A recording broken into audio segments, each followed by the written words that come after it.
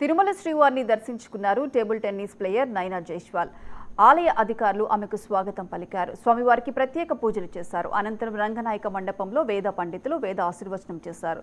స్వామి శేష వస్త్రంతో సత్కరించి తీర్థ ప్రసాదాలు అందజేశారు అధికారులు.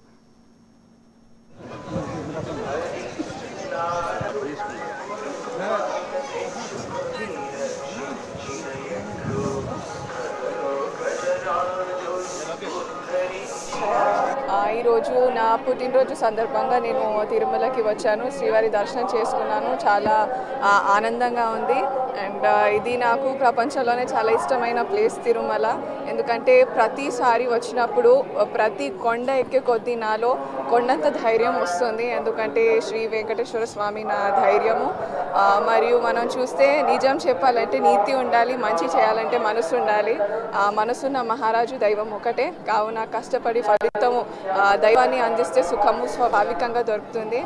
అండ్ ఇక్కడ వచ్చిన భక్తులందరూ కూడా చాలా అదృష్టవంతులు. ఎందుకంటే మనం చూస్తే అంధకార బంధురమైన కలియుగమున గతి తప్పిన మానవ జన్మానికి సూర్యుని వెలుగు లాంటిది ఈ తిరుమల శ్రీవారి దర్శనం అని నేను చెప్పగలను.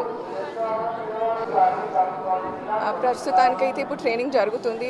రాబోయే యూరోప్లో జరిగే స్లోవేనియా ఓపెన్ గురించి నేను ఇప్పుడు ప్రిపేర్ అవుతున్నాను.